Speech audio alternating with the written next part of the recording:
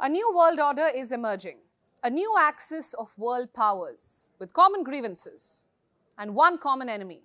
No prizes for guessing which one, the United States of America, a country which has for decades tried to shape our world in its image and established its preeminence in almost every facet of power, be it military, economy, technology, culture, or morality for that matter. It is America the world looks up to, all thanks to its global influence networks and, of course, the American PR machinery. But what if I tell you that things are changing? That America's global empire is crumbling, the hegemony of Western nations is dying, and a new alliance is looking to replace it, an alliance led by three countries: Russia, China, and Iran. The three most sanctioned countries in the world. They seem to have formed a rather informal alliance of convenience, a loose alliance of sorts which the West is calling a troika of tyranny and a triad of bullies.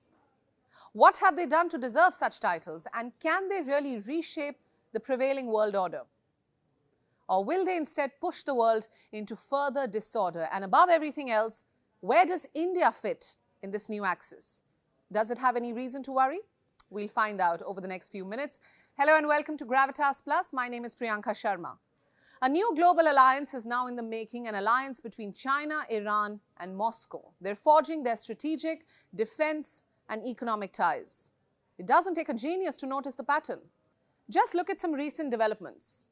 Ever since Russia invaded Ukraine, the three countries have come closer. Yes, China is uncomfortable with the war, but it still provides Russia with a diplomatic umbrella. It is also helping Moscow economically by rejecting the G7's price caps on oil. The same case with Iran. It is still buying Russian oil and sending weapons in return. Yes, for the last 1 year, Tehran has sent countless kamikaze drones. And if reports are to be believed, it might just send ballistic missiles by this October. These deals are being accompanied by state visits. Leaders and officials from all three countries have been frequently flying to each other's capitals. In July last year, the Russian president went to Tehran. He met his counterpart, Ibrahim Raisi, and discussed strengthening bilateral ties. Contrary to expectations, Iran didn't downplay this visit. In fact, it rolled out a red carpet for Vladimir Putin. The Iranian oil minister personally went to greet Putin. And then in November, a group of Russian security officials visited Iran. Their aim was to find ways to counter Western pressure on both countries. Syria is another good example. Another good example of the Iranian and Russian interests coming together. For years now, both sides have been trying to keep Bashar al-Assad in power. Their only aim is to counter American interests in Syria. Just last week, the US shot down Iranian-made spy drones in Syria. And if we speak of Russia, despite being militarily involved in Ukraine, Russia still maintains a military presence in Syria, an indication that it's not leaving the country anytime soon. And if we speak of Russian and Iranian cooperation in Syria, it's a tale that gets murkier the deeper you dig. Russia continues to provide a decisive cover to Syrian and Iranian-backed ground forces in Syria. And then, of course, we have China. Chinese President Xi Jinping and Russia's Putin recently caught up over a phone call. This was around New Year's Eve.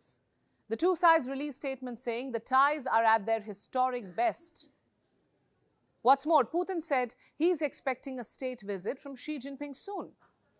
"We are expecting you, dear friend," was the message from Moscow.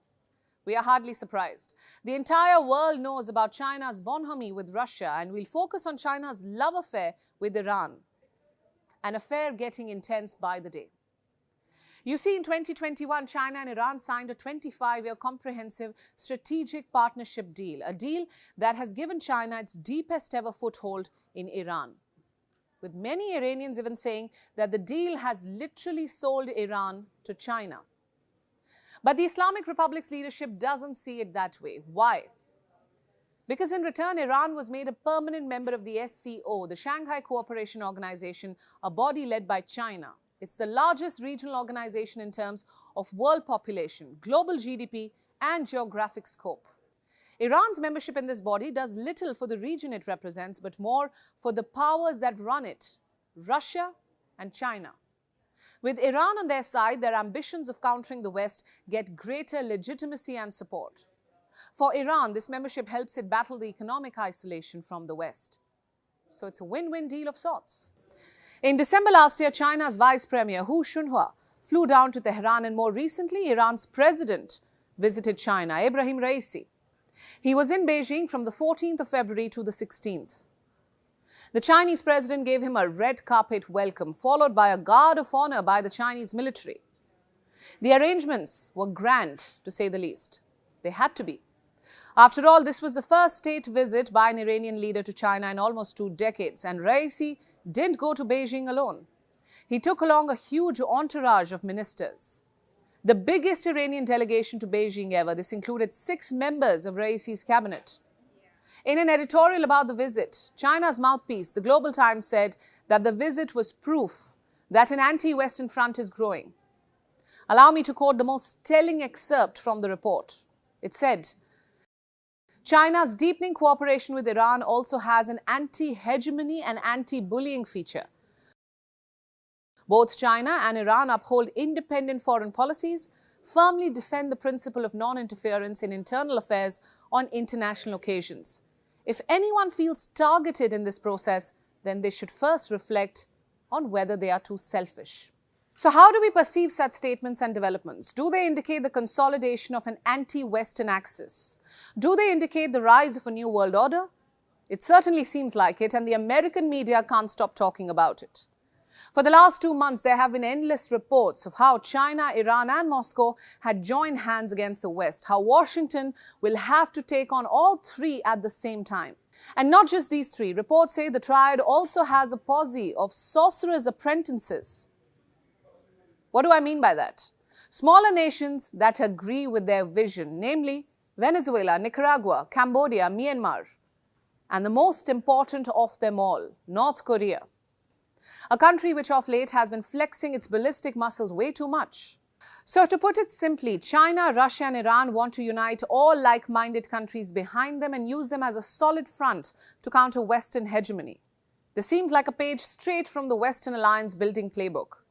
In the days ahead, you can expect these countries to go all guns blazing on the West. You can expect to see them blaming the West for their ills on global forums and using their vote at the UNSC or the UNGA to thwart the multilateral system. The big question, where will all this leave India? Will India be collateral damage in this game plan?